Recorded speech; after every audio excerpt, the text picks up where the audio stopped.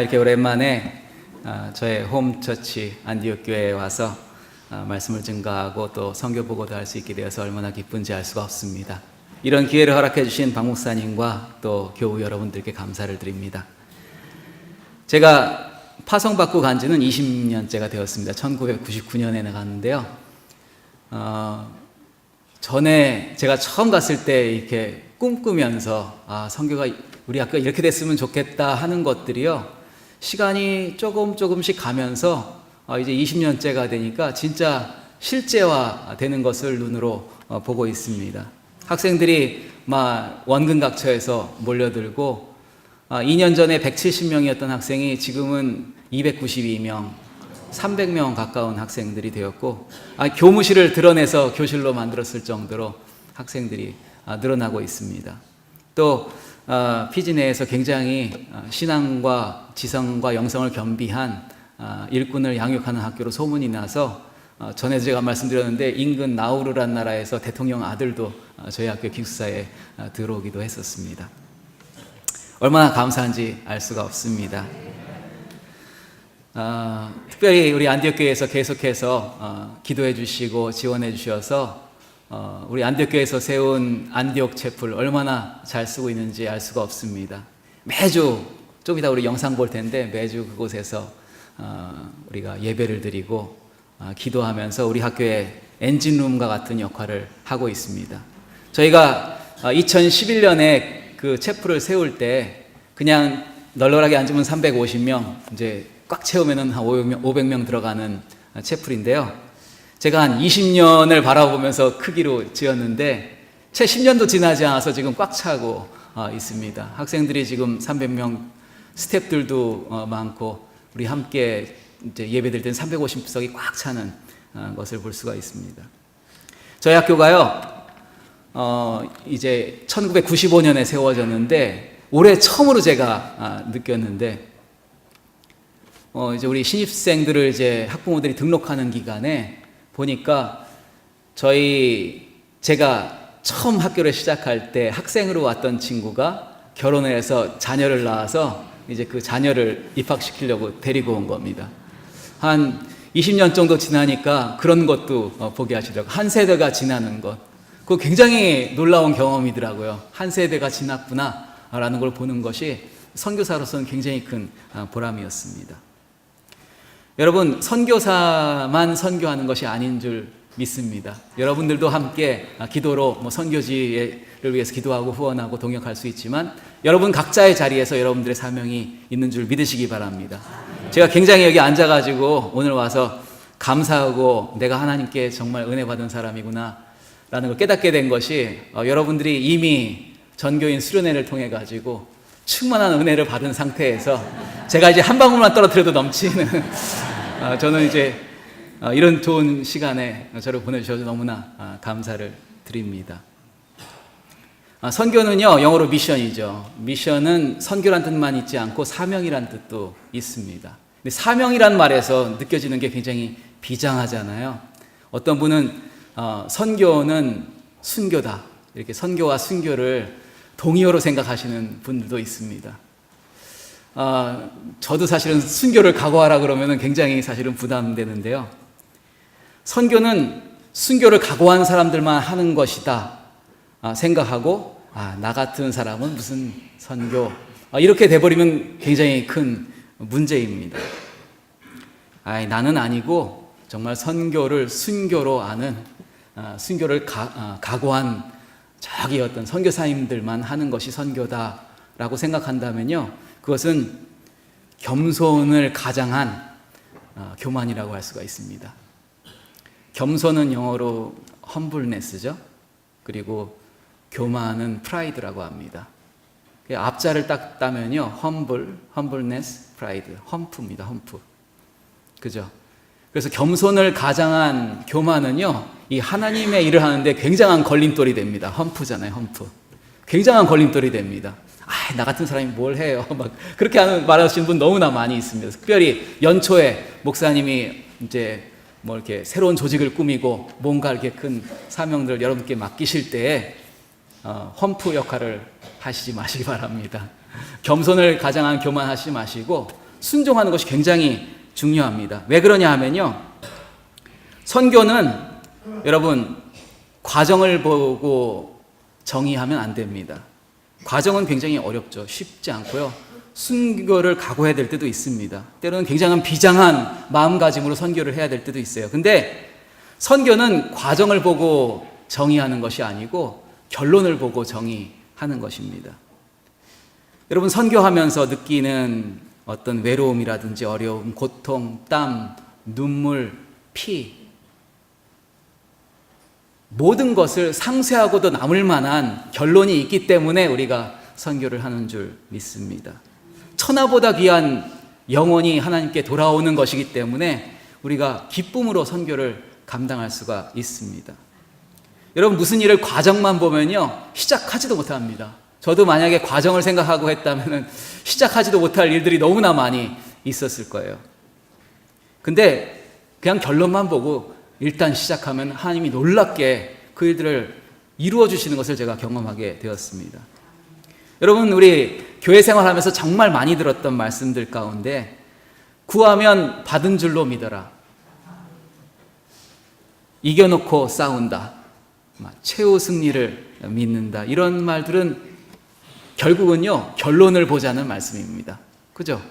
구했으면 받은 줄로 믿고 결론을 보고 믿음으로 나가라는 거 아니겠습니까?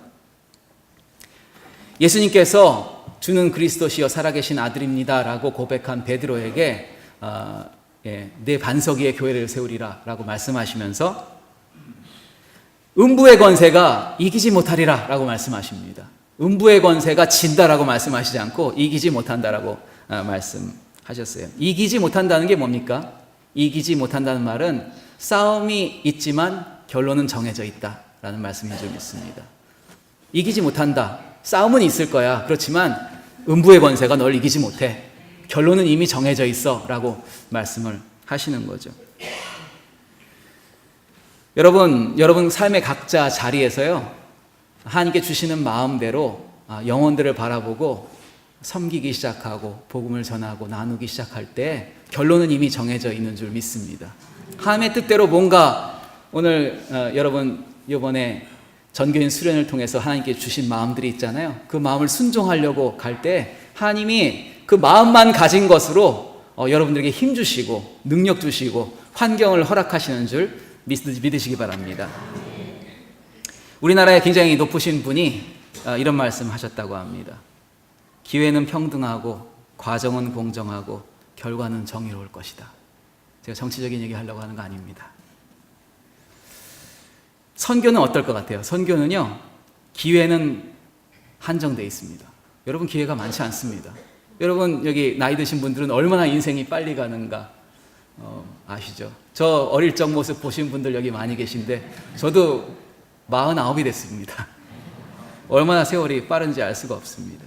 기회는 한정되어 있어요. 언제 세월이 흘러가는지 알 수 없이 빨리 지나갑니다. 과정은 또 힘듭니다. 선교는 그렇잖아요. 쉽지 않습니다. 과정은 힘들어요. 기회는 한정되어 있고 과정은 힘들지만 결과는 어마어마한 것, 그것이 선교인 줄 믿으시기 바랍니다. 결론을 보고 우리는 선교를 하는 것입니다. 제가 1999년부터 나시가와 비전 칼리지를 맡아서 사역을 했는데요. 언제 세월이 흘러가지고 벌써 20년이 지났습니다. 10년이면 강산이 변한다 그러는데 피지는 20년이 지났는데도 강산이 그대로예요. 굉장히 느려요, 모든 게. 근데 비전 칼리지는 바뀌었어요. 비전 칼리지 앞을 지나가시는 분들은 뭔 학교가 이렇게 지나다닐 때마다 뭔가 이렇게 달라진다고 말씀하시는 것을 많이 들었습니다. 지금은 남태평양을 아우르는 선교센터로 쓰임받고 있습니다. 그리고 잠깐 영상을 보고 제가 말씀을 드리려고 합니다. 영상을 자세히 보시면은 저희 아들도 나옵니다.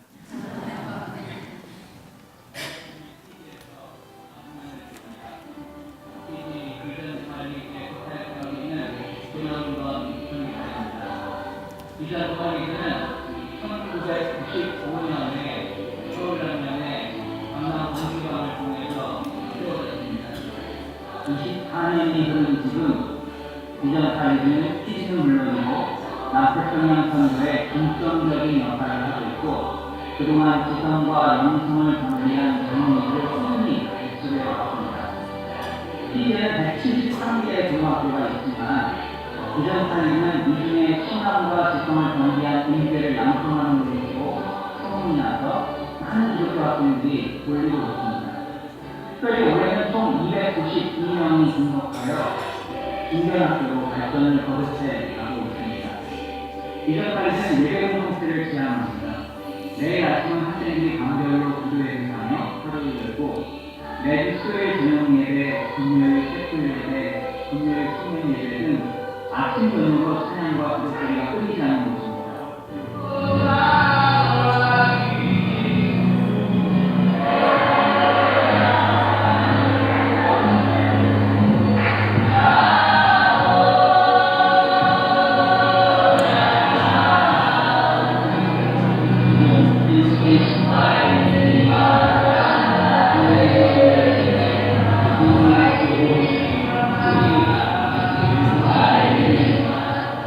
학생들 모두가 예배와 기도 생활을 통해서 하나님의 뜻을 깨닫고 자신의 삶을 향한 거룩한 하나님의 꿈, 비전이 깨닫게 하는 것, 이것이 바로 비전사이즈의 소임 목적이자 전역사입니다. 2007년 지역 복음화를 위해서 창립된 나인바의 교회는 매주 전도를 통해서 지역 인도인들에게 복음을 전하고 이들을 교회를 통해 훈련시켜 가정과 지역을 변화시킬 교육군으로 세워가고 있습니다. 아무쪼록 여러분들이 계속해서 선교를 위해서 기도해 주시고 저희들과 함께 동역해 나갈 때 아름다운 선교의 열매가 계속해서 맺어질 줄 믿습니다.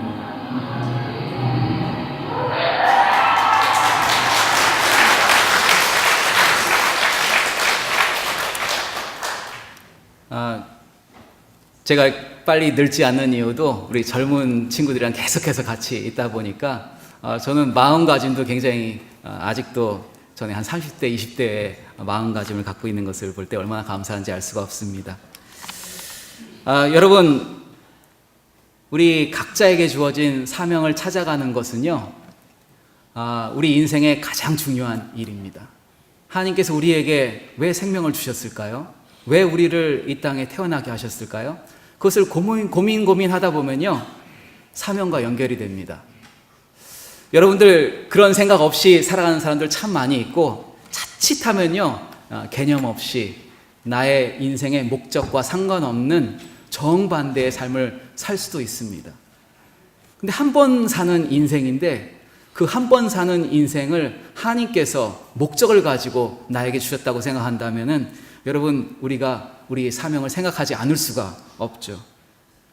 예수님께서요 이 제자들을 독려하시고 사명을 주셔가지고 이제 하나님의 사람으로 삼기 위해서 부활하신 주님께서 이 사도행전에 역사하셔서 여러분 사도행전을 읽으실 때마다 느끼시잖아요. 하나님께서 성령께서 역사하셔가지고 사도들을 통해서 이루어내시는 일들이 너무나 놀랍지 않습니까?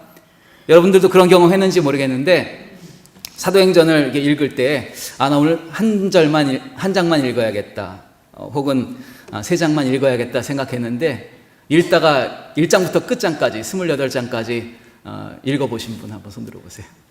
여기 계십니다. 그런 분들 다 있어요. 읽다가 나는 오늘 몇 장만 읽어야지 생각했는데 이 이야기가 성령께서 운행하시는 것이 마음을 막 감동시키면서 나도 모르게 몇 시간 동안 성경을 다 사도행전을 읽어버린 경험이 있습니다. 왜 그러냐 하면요 그 안에 역사하시는 성령님이 있고요 그 성령님께서 내 안에서 역사하신다는 확신이 들면서 너무나 이 책이 나에게 주는 감동과 울림이 있기 때문에 그렇습니다. 예수님께서 3년간의 공생애를 마치시고 죽으시고 부활하신 다음에 하늘로 승천하시기 전 40일 동안 제자들을 집중 훈련시키시는데요.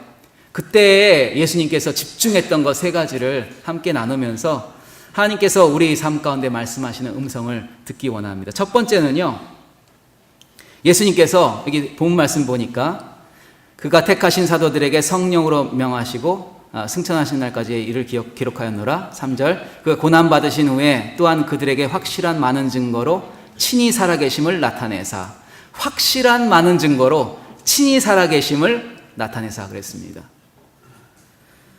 Jesus is alive.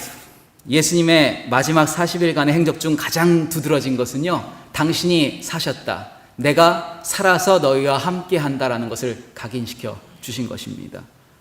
여러분, 제 아들이 부활의 증인으로서 살아갈 수 있었던 원동력이 뭐냐면요, 그렇게 박해와 순교가 있었음에도 불구하고 하나님의 복음을 들고 나갈 수 있었던 이유가 예수님이 사셨던 것을 보았기 때문에, 그리고 그 예수님이 그들과 함께 한다는 것을 확신했기 때문에 가능했던 것이죠. 지난 주간에 우리 부활절 지켰죠. 부활절 하루만 우리가 예수님이 사셨다, 아멘, 할렐루야 끝나는 것이 아니고 사실은 1년 365일 우리가 살아계신 주님을 만나고 동행하는 것이 굉장히 중요합니다. 여러분, 신앙생활 가운데는요, 여러 가지 종류가 있지만 특별히 죽은 예수님께 집중하는 신앙생활이 있습니다. 나를 위해 죽으셨어. 너무나 슬퍼. 그리고 너무 고마워. 감사해. 그래서 죽으신 주님에 대한 보답으로서 내가 열심히 해야지. 충성해야지. 좋죠. 근데 그런 신앙은 한계가 있더라고요. 내가 정말 예수님에서 열심히 살아야지. 그 죽으신 예수님 너무나 고마워. 그 고마움에, 우리 한국 사람들은 그 고마운 거 보답을 해야 되잖아요. 그래서 정말 우리 나이 드신 분들 불교 신자 전도하면은 이제까지 살아온 그거에 대한 우리 부처님에 대해서 뭐 하면서 이렇게 잘 바꾸지 못하는 것도 그거에 대한 감사함이 있기 때문에 그렇다는 거 아니에요? 근데 예수님께서 우리를 위해 죽으셨을 뿐만 아니고 다시 사셔서 우리와 함께 하신다는 것을 깨닫는 순간 여기에 와지는 은혜와 감동은요, 너무나 놀라운 것입니다. 제가 어릴 때 청계산을 많이 갔었는데요.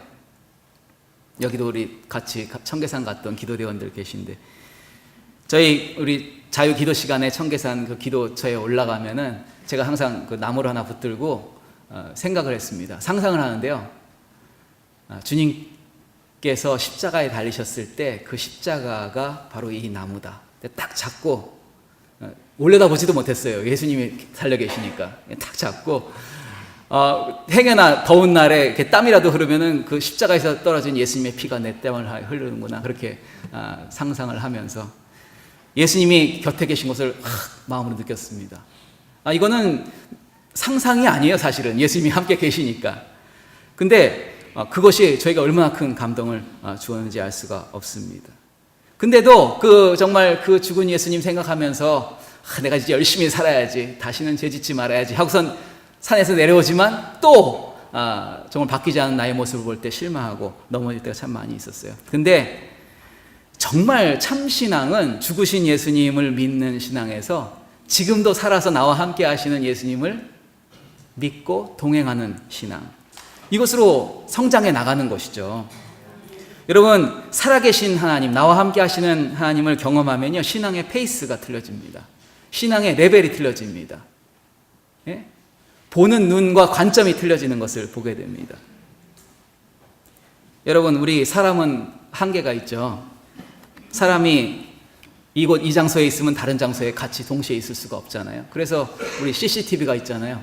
우리가 집을 비울 때는 CCTV가 딱 비추고 있어. 그래서 CCTV가 있기 때문에 사람들이 다 행동을 조심합니다. 제가 공항 이번에 입국할 때요, 어느 분이 공항에 나오셔가지고 저랑 갑자기 대화를 하는 바람에 제가 핸드폰을 갖다가 공항 그 트레이에다가 딱 놓고 가방을 그 위에다 올려놨는데, 제가 에스컬레이터를 타려다 보니까 에스컬레이터는 트레이를 못 갖고 가니까 가방만 딱 들은 채로 핸드폰을 거기다 놔두고선 에스컬레이터 내려가서 버스를 타버렸어요. 버스를 탁 타고 나니까 생각이 나는 거예요. 그래서 2청사에서 타가지고 1청사에서 내려가지고 다시 셔틀을 타고선 이제 2청사로 돌아가서 제가 놔뒀던 그 자리에 가보니까 핸드폰이 없어요. 그래서 이제 유실문 센터를 물어가지고 찾아가니까 유실문 센터에 이렇게 아가씨가 앉아 있는데 책상 위에 제 핸드폰이 딱 있더라고요.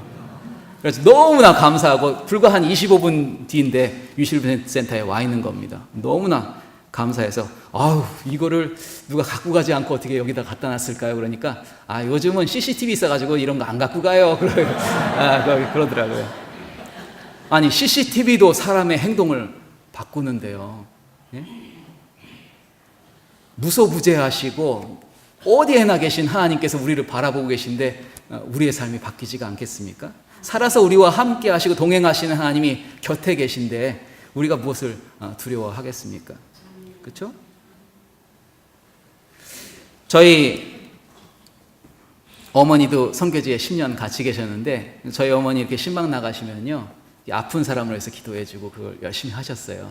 근데 80세가 되신 따라마티라는 인도인 여자가 있었는데 저희 어머니가 이렇게 그분을 위해서 계속 기도해주면서 저희 어머니는 항상 기도해주면서 하는 말이 있어요. 따라하라고 하는 말이 있는데 Jesus in me. 따라해봅시다. Jesus in me. 예수님이 내 안에 계시다잖아요. 얼마나 심플해요. 다 따라해요. Jesus in me. Jesus in me. 아프면 Jesus in me라고 얘기해라 라고 가르쳐 주는 거예요. 예수님이 내 안에 계셔.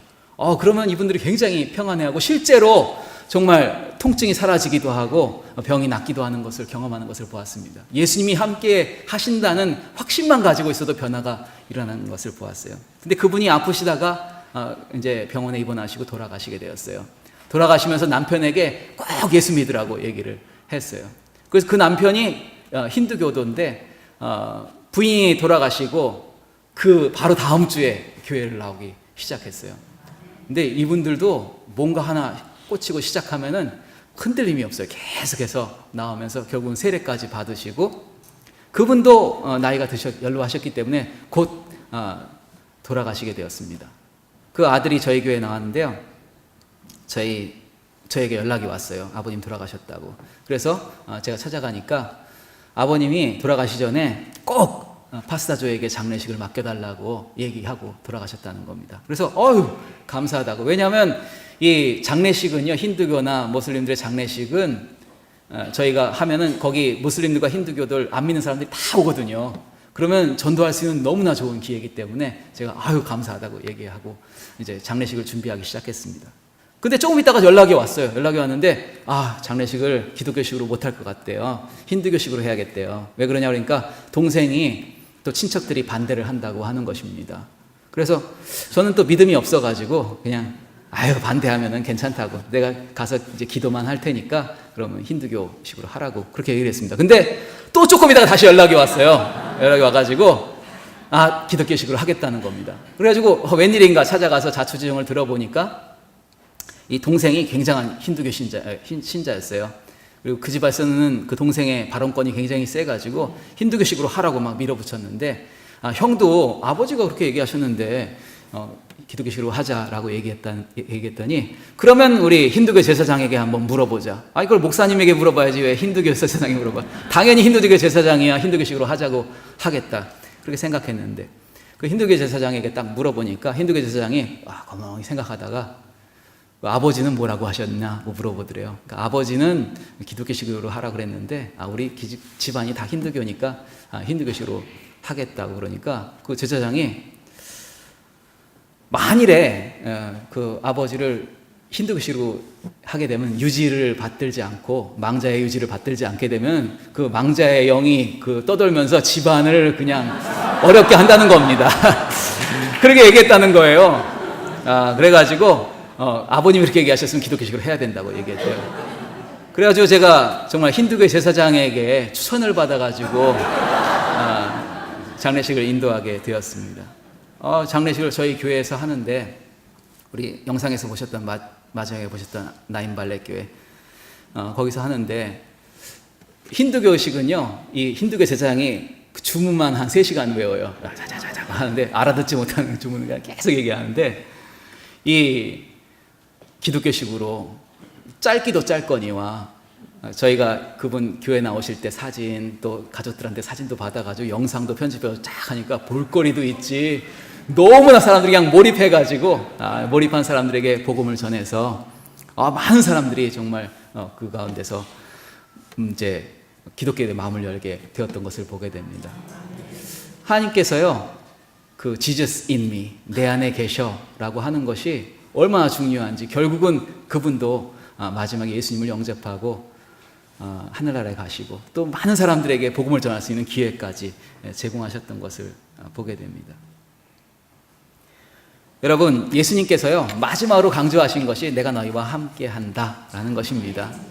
제가 항상 얘기하지만 하나님께서 예수님을 이 땅 가운데 보내시면서 이름도 임마누엘이라고 정해 주셨어요.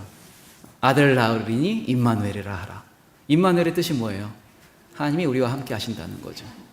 아니, 하나님이 함께 하신다는 사실이 얼마나 중요했으면은 그 아들을 보내면서 그 아들의 이름까지 임마누엘을 지어서 보내시냐는 거죠. 더군다나 우리가 가장 중요하지만 가장 잘 까먹는 진리가 바로 하나님이 우리와 함께 하신다는 것입니다. 여러분, 그 진리를 까먹고 있다는 것을 어떻게 아냐 하면요, 여러분 염려하고 계시죠? 근심하고 계시죠? 고민하고 계시죠? 그 진리를 까먹고 있다는 증거입니다. 하나님께 맡겼으면은 우리가 마음이 편해지고 하나님께 주시는 평안함이 우리를 지배할 텐데, 그렇지 못하기 때문에 우리가 염려하고 있는 거 아닙니까? 그래서 예수님께서 내가 너희와 함께 한다라는 것을 강조하신 것이죠. 예? 세상 끝날까지 내가 너희와 함께 하리라 라는 것을 마지막 말씀으로 주시고 가신 것입니다. 두 번째로 우리가 보아야 될 것은 뭐냐면요, 예수님께서 강조하신 것이 하나님 나라의 일을 말씀하셨다라고 얘기하고 있습니다. 예수님께서 이 땅에 계실 때도 하나님 나라를 강조하셨고요, 또 마지막으로 가실 때도 하나님 나라에 관한 말씀을 하고 가셨습니다. 하나님 나라는 우리가 이제 죽고 나면 가게 될 물리적인 공간이기도 하지만, 또 하나님께서 우리와 함께 하실 때, 하나님께서 이 땅을 통치하실 때 그 하나님의 통치가 미치는 범위가 사실은 하나님의 나라인 줄 믿습니다. 하나님의 통치가 미치고 있다면 여러분의 가정도 하나님의 나라고, 여러분의 직장도 하나님, 우리 교회도 하나님의 나라겠죠. 심령이 강한 자는 천국이 저희 것임이라 팔복에서 말씀하고, 팔복의 첫 번째잖아요, 그죠? 왜 심령이 가난한 자가 천국이 저희 것입니까? 심령이 가난해요. 심령이 가난하다는 것은 부족함을 느낀다는 얘기 아니에요? 부족함을 느껴요. 부족하기 때문에 하나님을 붙들어요. 하나님, 내가 이렇게 부족합니다. 완전하신 하나님께서 나와 함께 주시옵소서 할 때 하나님께서 우리 삶 가운데 찾아오셔요. 그래서 우리의 상황 가운데, 우리의 부족하고 연약한 상황 가운데 함께 하시면서 하나님의 컨트롤이 미치는 겁니다. 하나님의 컨트롤이 미치는 공간이 어디예요? 하나님의 나라죠. 그래서 심령이 가난한 자에게는 천국이 있는 것입니다. 천국을 소유하게 되는 것이죠. 선교라는 것이 바로 하나님의 나라를 넓혀가는 것입니다. 결론은요, 하나님의 통치 영역을 조금씩 넓혀가는 것이라고 할 수가 있습니다. 그러기 위해서는 내 자신이 먼저 하나님의 나라를 경험하고 하나님의 통치를 경험해야 되는 겁니다. 하나님이 나를 다스리고 계시다. 하나님이 다스리시려면 내 주도권을 내려놔야 되지 않겠어요? 하나님께 주도권을 드려야죠. 그죠? 하나님의 통치는요, 통치라는 것은 소유와 관계가 되어 있습니다. 여러분이 경영하는 사업이 있다고 생각해 보세요. 여러분의 사업이니까 여러분의 컨트롤대로 할 수 있는 거죠. 여러분의 차는 여러분이 키를 갖고 있고 여러분 마음대로 차를 운전할 수가 있습니다. 내 차니까, 내 소유니까 내 컨트롤이 작동을 하는 것입니다. 사도 바울은 고린도서 6장 19절에서 너희는 너희 것이 아니다 라고 얘기했습니다. 너희가 너희 소유가 아니다 라고 얘기했습니다. 그럼 누구 거예요? 하나님 것이죠. 하나님의 소유라면 하나님의 통치가 미치는 공간입니다. 그래서 우리가 고민하고 염려하기보다도 오늘 말씀 기도하실 때 김명환 권사님 기도하시는 거 들어보니까 우리 이번 수련회 주제가 그런 거였던 것 같아요. 기도 제목으로 바꾸면 되는 거죠. 그죠? 염려하고 근심할 것이 아니고 주님께 아뢰면 되는 것입니다. 그러면 지각에 뛰어나신 하나님의 평강이 우리를 지배하게 되는 것이죠. 선교는 이 하나님의 통치가 굉장히 중요합니다. 이 주변의 사람들 볼 때 저 사람도 하나님의 소유야 라고 깨닫게 되면요, 어떻게든 하나님의 통치가 그 사람에게까지 미칠 수 있도록 내가 손을 뻗치게 되어 있습니다. 여러분, 하나님께서 모세를 출애굽하려고 부르실 때, 역사에 쓰시려고 부르실 때 불붙은 떨기나무를 통해서 나타나십니다. 불이 붙었는데 타지 않아요. 여러분, 광야의 나무들이 다 말라 있을 거 아니에요. 불이 붙었으면 순식간에 타겠죠. 말라 있으니까. 근데 타지 않는 겁니다. 그래서 모세가 신기해서 다가가는데 여기는 거룩한 땅이니까 신을 벗으라고 하니 말씀하시는 겁니다. 모세가 40년간 광야 생활하면서 한 번도 그런 것을 본 적이 없을 뿐더러 자기는 이 땅 가운데 하나님이 역사하시는 공간이다라는 생각을 해본 적이 없습니다. 근데 이 버닝 부시를 통해 가지고 하나님이 말씀하시는 게 뭐냐면은 이 자연의 법칙이 다스리는 곳이 아니고 하나님이 다스리는 공간이다라는 것을 이 불붙은 떨기나무를 통해서 보여주시는 거죠. 자연의 법칙은 뭐예요? 나무가 타버려야 자연의 법칙이죠. 타지 않는 불을 보면서 아, 여기 하나님이 다스리는 곳이구나. 그 하나님이 나를 통치하시고 나를 인도해서 하나님의 일을 하게 하시는구나라는 것을 모세에게 각인시키기 위해서 그것을 보여주신 것입니다.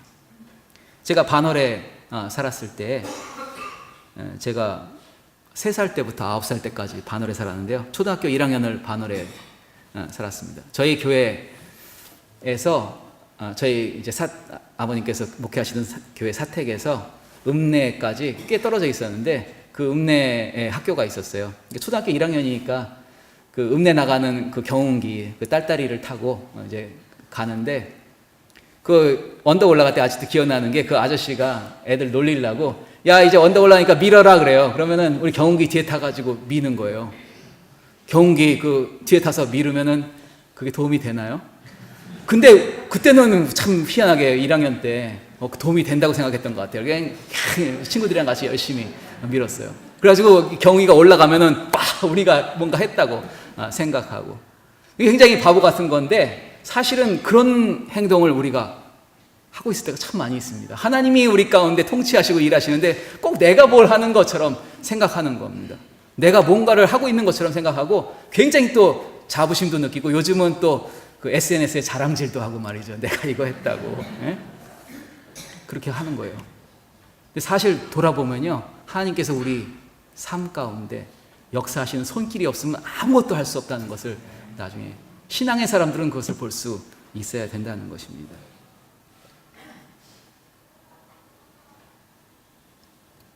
하나님이 운행하실 때 거기에 올라타서 있으면 되는 겁니다. 니고렌 목사님이 그 웨이브의 비유를 했잖아요. 파도 타기 비유를 했잖아요. 우리는 파도를 만들어내는 존재들이 아니고 파도가 올 때 타면 되는 거예요. 하나님이 파도를 만들어 주시니까 이 파도를 타는 것이 바로 목적이 이끄는 삶이라고 얘기를 하시죠. 하나님의 통치를 믿고요. 그냥 맡기고 가면 되는 겁니다. 이게 예수님이 제자들에게 알려주고 싶었던 진리였던 거예요. 네 힘으로 선교하는 것이 아니다라는 것을 알려주신 겁니다. 제자들이 정말 열심으로 선교하고 정말 파워풀한 미션을 할 수 있었던 이유가 뭐냐 하면은 바로 이러한 생각, 하나님이 나를 다스리시고 인도하신다는 생각이 있었기 때문에 그런 것이죠. 내가 하는 것이 아니고 하나님께서 나를 통해서 일하신다고 믿었던 것입니다. 그래서 그 제자들이, 사도들이 그렇게 크게 쓰임받을 수가 있었던 것입니다. 여러분, 불이 붙었는데도 타지 않는 떨기나무와 동일한 것이 우리의 사역인 줄 믿습니다. 우리는 열정, 재정, 열심, 노력, 행위 이런 게 있어야지만 뭔가 전도도 되어지고 부흥도 되어지고 된다고 생각을 하는데요. 하나님께서 붙여주시는 불은 전혀 다른 차원의 불이죠. 연료, 땔감이 있어야 타는 불이 아니고 저절로 스스로 타는 불인 것입니다. 우리 열정으로 뭔가 해야 된다. 재정이 있어야 뭐 해야 된다. 열심히 있어야 되지 나는 안 되라고 하지 마시고 저절로 스스로 있는 그 불을 받으시기 바랍니다. 근데 감사한 것은 하나님께서 이미 그것을 약속을 하셨어요. 그래서 여기 마지막에 보게 되면요. 성령을 기다리라라고 말씀을 하시죠. 예수님께서 제자들에게 마지막으로 가르쳐 주신 것이 너희는 가서 제자 삼으라 하기 전에 40일간 성령에 대해서 말씀해 주십니다. 너희는 그 성령을 기다렸다가 그 성령을 받고 사명을 감당하라 라고 말씀하시죠. 저희가 학교에 이제 찬양팀도 있고 또 이제 매주 아까 영상 보셨지만 예배도 하는데요. 제가 설교하기 전에 우리 학생들을 제가 설교를 시킵니다. 5분 설교 시키는데요. 자기가 말씀 본문 하나 정하고 짧은 본문 정하고 그 말씀을 가지고 학생들 앞에서 설교하는 거예요. 근데 피지 사람들은요, 이 말하는 것을 달라노아라고 그래요. 달라노아인데 목사는 달라달라라고 부릅니다. 그러니까 목사는 말하는 사람이라는 뜻이죠. 그래서 이 목사들 말하는 거 보면요, 이 피지 사람들은 울림통이 크기 때문에 그런지 몰라도 굉장히 막 그냥 크고 웅장하게 말을 잘합니다. 그래서 이런 좀 설교가를 키워야겠다 해가지고 우리 정말 학생들을 키우고 있는데요. 제가 선물을 좀 걸었더니만 이 학생들이 그냥 열심히 설교를 준비해가지고 말씀을 전합니다. 얼마나 뜨겁게 전하는지 알 수가 없어요. 저는 그 아이들 보는 것만 해도 너무나 흐뭇해요. 예? 근데 한 번은 우리 학생 중에 하나가 신입생인데요. 얼마나 설교를 잘하는지 몰라요. 그냥 막 뜨겁게 말씀을 선포했습니다. 저는 너무나 감동이 되어서 저 친구를 좀 목사 만들어야겠다 해가지고 딱 불러서 얘기하니까 목사 될 의향도 있고 하나님이 자기에게 주신 사명에 대해서 알고 있어요. 그래가지고 이놈 공부를 시켜야 될 텐데 하고선 성적표를 제가 우리 전산망에 있으니까 전산망에 딱 찾아보니까 꼴찌야 이놈이. 꼴찌예요. 그래가지고 다시 불러가지고 너 정말 이렇게 살면 하나님이 너의 삶을 쓰시려면은 너의 노력과 하나님의 함께 하심이 필요하다. 그러니까 열심히 공부하면서 하나님을 의지하고 하면은 하나님이 지혜 주신다고 도전을 시켜가지고 지금은 성적이 점점 더 오르고 있습니다. 저는 그 친구 볼 때마다 우리 정말 PG의 미래가 밝다라고 늘 생각하고 있어요. 또 우리 찬양팀도 세워가지고 찬양 얼마나 뜨겁게 열심히 하는지 몰라요. 저희 아까 아들 모습 보셨어요? 찬양하는 거 얼마나 그 동물적인 댄스 감각이 있어요. PG 사람들은 이 그루브를 타는데 얼마나 잘하는지 모릅니다.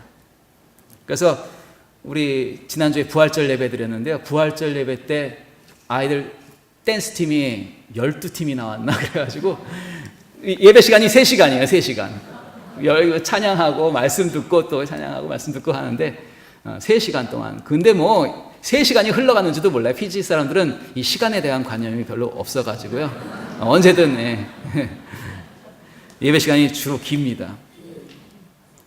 그래서 이제 하는데 이 찬양팀을 세워놨더니만 제가 이제 바로 강대상 옆이 제 방인데 앉아가지고 찬양팀 연습하는 걸 이렇게 듣는데 한 여자애가 아주 그 음이탈을 하는데요. 너무나 듣기 거슬린 음이탈을 하는 거예요. 그래가지고 찬양팀이 여러 명이니까 걔는 좀 빼야겠다. 조용히 와서 타일러 가지고 빼야지 하고선 제가 이제 연습하는데 저쪽 문으로 딱 들어가 보니까 얘가 그냥 성령에 취해가지고 찬양을 하는데 그냥 음이탈이 너무나 듣기 거북한데도 불구하고 제가 끌어내릴 수가 없더라고요. 얘를 너무나 이제 간절히 찬양을 하니까. 그래가지고 이 아이들을 위해서 기도해 준 다음에 하나님께서 목소리를 허락해 주시고 또 하나님께서 은혜 가운데 찬양할 수 있도록 해달라고 성령께서 함께 해달라고 기도를 해주고 내려왔는데 예배가 시작되면요 참 신기한 게 예배 시작되면 그 음이탈이 사라져. 너무나 놀라워요. 심지어 음이탈을 하는데 화음이 맞는 음을 택해서 들어가. 그래가지고 음이 그냥 화음이 딱 돼버리는 거예요. 그래서 얼마나 감사한지 이 성령 가운데 있을 때에 하나님이 변화시키시는 것을 제가 보게 되었습니다. 학생들도 조금씩 변화되고 이 아이들이 마을로 돌아가가지고 마을에서 정말 변화된 삶을 보이니까요. 어머니 아버지가 너무나 좋아하고 다른 지역에 사는 친척들 아이들까지 데려다가 우리 학교에 집어넣는 겁니다. 여기 와야 아이들이 변화된다. 말씀으로 변화된다. 그것을 깨닫게 되니까 자꾸 그래서 저희 학교 지금 학생들이 늘어나고 있습니다. 근데 성령이 충만해지면요, 그 성령은 사명과 연결이 됩니다. 그래서 성령 충만은 결국 사명 충만으로 이어지게 되어 있어요. 그래서 여기 사도행전 2장에서 성령 받고 3장에서 바로 이제 안진뱅이를 일으키면서 사역이 시작이 되죠. 그죠? 성령 받은 사람은 바로 하나님께서 사명을 주시는 것을 보게 됩니다. 여러분, 내가 성령을 받았나 안 받았나, 내가 성령에 충만한가 아닌가를 알려면 내가 사명의 자리에 있는가 아닌가를 보면 됩니다. 내가 뭔가 하나님께 쓰임받고 있나? 아니라면 아직은 여러분 성령의 인도함을 받고 있지 못한 것입니다. 왜냐하면 성령은 바로 우리를 사명의 자리로 이끌기 때문에 그렇죠. 성령 받은 사람은요, 주변을 볼 때 자신의 눈으로 보는 것이 아니고 내 안에 계신 하나님의 눈으로 바라봅니다. 하나님의 소유, 하나님께서 저 사람도 사랑하시는데 이런 마음을 느끼게 해주는 겁니다. 우리 요한복음 3장 16절이 영어로 God so loved the world인데요. 우리 학생들은 제가 항상 가르쳐가지고 God so loved the world 이렇게 얘기합니다. 그러니까 하나님이 얼마나 사랑하는지 그거를 확실하게 느끼고 하기 때문에 애들이 확신이 있어요. 성령께서 역사하시면요, 하나님께서 나를 너무나 사랑하신다는 것이 완전히 믿어지는 것입니다. 그러면 담대함이 생기고 하나님께서 이제 나에게 맡기신 사명을 감당할 수 있는, 하나님 나와 함께 하시는데 뭐 자신감이 생기게 되는 거죠. 저희 학교 선생님들 가운데 미세스 칸이라고 피지안 선생인데, 피지인이 인도인과 결혼하기는 참 쉽지가 않은데 이분이 인도 사람과 결혼했어요. 남편이 돌아가신 다음에 두 번째 결혼으로 인도 사람과 결혼했는데요. 이 인도 사람을, 모슬림 가정인데 미스터 칸인데, 이 모슬림을 내가 정말 하나님의 사람으로 만들겠다, 막 이런 각오를 가지고 이 사람을 결혼했는데, 실제로 그 목사님 따님이세요, 그분이. 그래서 아버님 목회하시는 교회에 그 남편을 데리고 와가지고, 처음에는 이 남편이 이제 자기 아내와 결혼하려고 교회도 나오고 뭐 했던 거죠. 예? 그렇게 하다가 이제 이 남편도 두 번째 결혼이에요. 첫 번째 결혼했다가 이혼하고 이제 이 사람이 결혼했는데, 첫 번째 결혼해서 딸을 낳았는데 그 딸이 자꾸 이제 가정이 브로큰 패밀리다 보니까 자꾸 딴 길로 나가는 겁니다. 근데 그거를 이제 안타깝게 보다가 아빠로서 자기 아내에게 얘기합니다. 여보, 내 전 결혼에 있던 아이를 우리가 입양했으면 좋겠다고. 입양이 아니죠, 자기 딸이니까. 그래서 데려왔으면 좋겠다고 얘기하니까 뭐 기독교인이고 흔쾌히 사명으로 알고 그 딸을 데려옵니다. 그래서 이 딸을 좀 바꿔보려고 그냥 앉혀놓고 그냥 얘기하고 교회도 나오게 하고 뭐 때로는 좀 쥐어받기도 하면서 이렇게 하는데, 이 딸이 잘 바뀌질 않았어요. 그리고 막 이제 뭐 나이트클럽 다니고 막 이렇게 하다가 경찰에 붙잡혔는데, 자기 어떤 상황을 모면하려고 아빠가 자기를 성폭행했다고 경찰한테 신고하게 됩니다. 전혀 일어나지 않았던 일을 거짓말로 얘기하게 되는데, 그것 때문에 이 남편이 경찰에 끌려가가지고 40일 정도 구류를 당하고, 그것 때문에 좋은 직장, 전기청에 다니고 있었는데 그 직장도 잃어버리고, 그 다음에 자기가 이렇게 주변 사람들에게 굉장히 이렇게 성실하기 때문에 주변 사람들에게 굉장히 인정받던 사람인데, 완전 사람들이 등을 돌리게 되고, 자기가 이제까지 쌓아왔던 인생이 와르르 무너지는 것을 경험하게 됐습니다. 그러고 난 다음에 그냥 술에 의지해서 살게 되고, 그냥 흥청망청. 밤에 그냥 그 길바닥에 쓸어서 자기도 하고, 제가 그냥 깨워가지고 들쳐 올라가기도 하고, 막 그런 삶을 살았습니다. 그러면서 부인도 때리기도 하고. 근데 그런 상황이 계속 악화되다가 제가 너무나 안타까워가지고, 정말 이 미세스 칸 그 부인 되시는 분은 저희 사역에 굉장히 중요한 분이고 사명도 정말 더 크게 쓰일 분인데, 남편 때문에 붙잡혀 있는 것이 안타까워가지고 웬만하면 헤어지는 게 낫지 않을까 해서 지난 송구영신 예배 때 기도해 주면서 정말 생각해 보자고 얘기했는데, 이 부인 되시는 미세스 칸은요 너무나 확실한 거예요. 이 남편이 자기에게 사명을 붙여주신, 벌써 10여 년이 지났는데, 결혼한 지 10여 년이 지났는데도 하나님이 결국은 이 사람을 불러주실 것이라는 확신을 갖고 있는 것을 보았습니다. 성령의 사람은 이 사명을 놓지 않더라고요. 결국은 놓지를 않으니까 하나님이 역사하셨어요. 이분이 자기 직업도 다시 뭐 신청해도 받아주지도 않아요. 전과 기록이 있으니까. 근데 피지 연초에요 건기가 왔어요. 그래가지고 이 전기청에 수력 발전을 통해 가지고 전기를 해결할 수가 없으니까 이제 화력 발전기를 돌려가지고 전기를 해결하는데, 화력 발전기를 24시간 돌리다 보니까, 전체 기기를 다 돌리다 보니까 갑자기 인력이 부족하게 되는데, 이분이 발전기 기술자인 거예요. 그래가지고 그분이 그냥 어플리케이션을 내도 뽑히지 않다가 다시 이분이 거기 전기청에 들어가게 되는데, 이분이 하루에 12시간 이상 일을 하게 된 겁니다. 그러니까 술도 마실 수가 없어요. 12시간 일해야 되니까. 너무 피곤하니까 뭐 부인하고 싸울 수도 없어. 그냥 들어오면 쓰러졌다가 또 나가고 일 나가고 막 이런 게 반복되고, 또 그 와중에서 하나님께서 자기의 삶을 만지시는 것을 경험하게 됐습니다. 계속해서 부인과 저희 교우들이 함께 기도했는데 그 기도가 결국 이루어지게 되는 것을 제가 보게 되었습니다. 지금은 정말 저희 성실하게 기도 생활하고 또 말씀 생활하고, 전에 어떤 초창기의 어떤 신앙을 다시 회복하게 되었고요. 제가 지금 여기 나왔는데, 한국에 나왔을 때 또 학교 차량도 그분이 봉사하면서 주일날은 아무리 바빠도 그 발전기 하는 거를 딴 사람한테 맡기고 자기가 교회에 나오고, 그렇게 변화된 모습을 제가 보게 되었습니다. 여러분, 성령의 인도하심을 받으면요, 이 자연스럽게 하나님께서 열어주시는 문을 경험하게 됩니다. 내 힘으로 할 때는 뭔가 이렇게 안 되고 막혔던 것들이 자연스럽게 열려지는 것을 경험하게 됩니다. 물론 시간은 걸려요. 하나님의 시간, 하나님의 타임 테이블이 있거든요. 근데 하나님께서 성령의 인도하심은 그르침이 없습니다. 반드시 이루어지게 되어 있는 것을 기억하시기 바랍니다. 그래서 예수님께서 이 세 가지를 강조하신 거예요. 내가 살아서 너와 함께 한다라는 진리와 하나님께서 너를 통치하신다는 하나님의 나라와 성령님께서 너의 삶을 인도하신다는 삼위일체의 역사하심을 예수님께서 가르쳐 주시고 떠나셨는데 저희들이 이 세 가지를 붙들고 사명을 감당할 때 정말 사도행전에 한번 손에 잡으면 읽기를 멈출 수가 없는 그런 간증들로 하나님께서 그 삶을 채워주신 것을 보게 됩니다. 바라기는 우리 안디옥교회 교우 여러분들도 지난 수련을 통해서 받은 은혜와 오늘 들은 말씀을 붙들고 계속해서 예수님께 살아계신 것을 경험하시고 여러분 삶 가운데 함께 하시는 것을 경험하시고 하나님의 다스리심이 여러분의 삶과 직장, 여러분의 삶 가운데 상황 가운데 일하시고 계심을 기억하시고 성령의 인도하심 받는 가운데 사명의 열매를 거두시는 저 여러분 되시길 주님으로 축원합니다. 기도하겠습니다.